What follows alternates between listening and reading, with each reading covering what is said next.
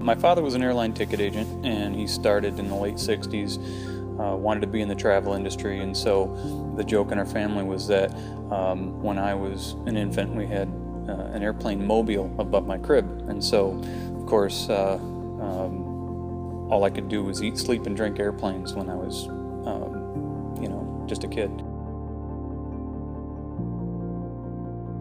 I enjoy not having an office in a building.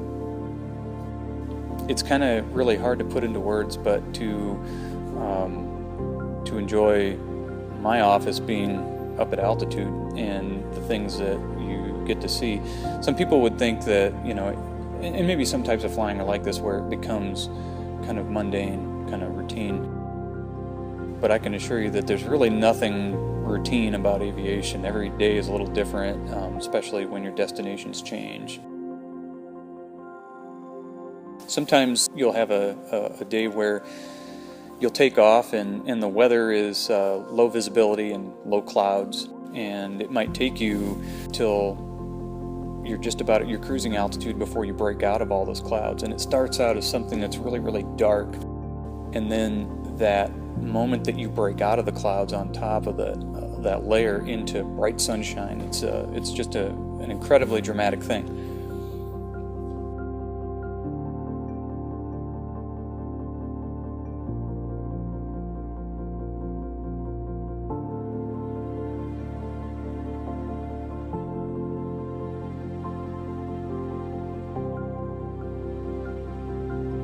In July of 2011, I had a little bout of pancreatitis that they couldn't explain. All the testing revealed nothing. And so 9 months later, in April of 2012, after having some mild abdominal discomfort that morning, I had to go into the ER because the level of discomfort changed from just kind of a minor annoyance to major pain. I was actually getting ready for a flight that morning, and needless to say, I didn't fly. My co-pilot said, the question isn't whether we're flying today, the question is which hospital you want to go to. Well, it was a very rare form of cancer, and it was something that only 17 other adults in the entire world had. It's something that they didn't have a lot of information on, didn't really know what to do with. On the day that I was in the emergency room, I don't remember it. My wife remembers it like it was yesterday. One doctor apparently walked in and said, "You need to go home and get your affairs in order. You have about 3 months."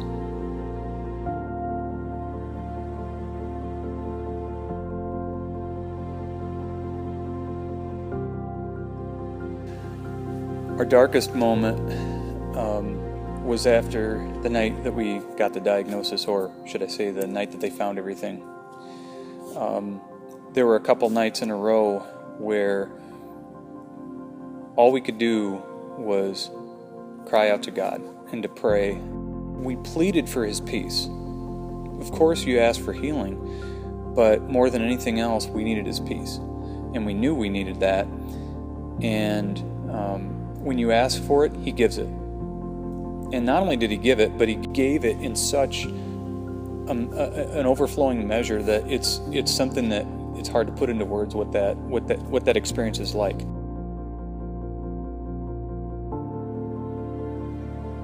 The blue sky moments, there was that little bit of hope. Those clouds were starting to thin when we got that report that the second chemo regimen was working. And sometimes, you see those little glints of blue sky and sunshine as you're climbing through those cloud tops, and sometimes you punch right back into the clouds for a few more minutes. And there's uncertainty there.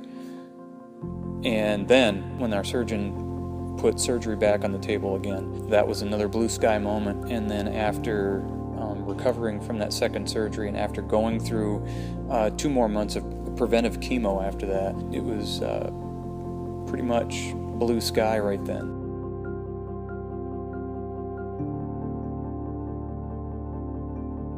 Every time that you have another scan that you have to go through to see where you're at, sometimes it puts you back in the clouds.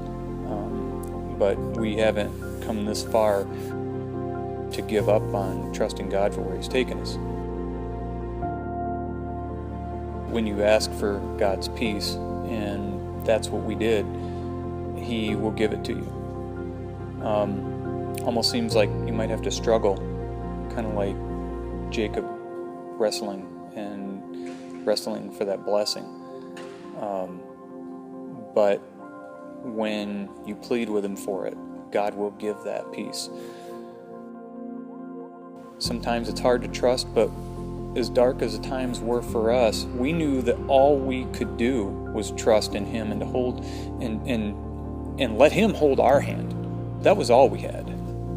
There have been a couple of times in my career where we've actually penetrated some pretty nasty turbulence, severe turbulence, and when it gets that bad, there are times when you get concerned about, is the airplane going to hold together?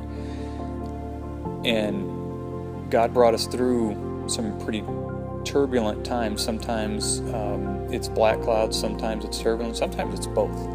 It's scary, it's threatening, it's all of those things. But He does bring you through that. To trust God is basically He's in the left seat of the airplane. And that process is kind of like what James talks about, dealing with trials and, of course, other places being refined. And that's part of the process. Sometimes it's not real pretty, and the turbulence can be pretty rough.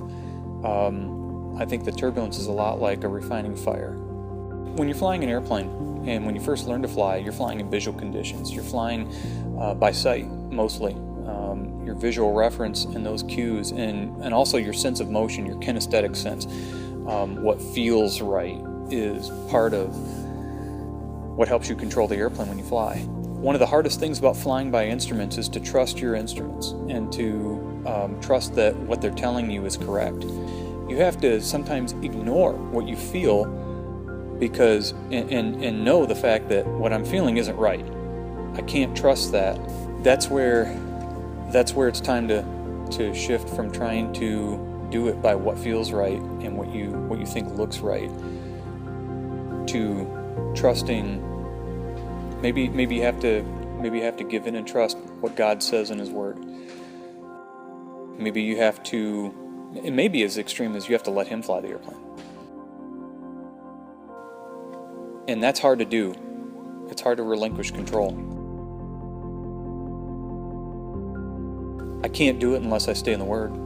I can't do it unless I'm constantly reminded of His ways, His promises, and that's also the relationship part of it, because, we can know about God, but to know God, to experience the relationship is the key thing there. And the Spirit, the more that you are in the Word, the more that you're going to sense what the Spirit's leading is. And it's so much easier to walk that way and trust when you're immersed in that. And that's hard because we're busy. We have so many demands, as a husband, as a father, as whatever role it is in your work and, in your career. There's so many demands. There's so many outside other forces that are pulling at us and trying to distract us from all of that. And it makes it hard to stay in the Word and stay centered. Ultimately, there is the breaking out on top of those clouds and into the blue sky. Maybe another part of that is also eternally, if you trust God, you can always trust that you're going to arrive at your destination safely. He will never allow you to not arrive there safely. And again, that sometimes when we're in the middle of those dark clouds, it's hard to think about that. Maybe. But that's where a lot of the trust is. It has to be. But ultimately, if you trust Him, He will do that. He will deliver that. And that destination, from the eternal perspective, once you've put your trust in Him right there, it's a done deal.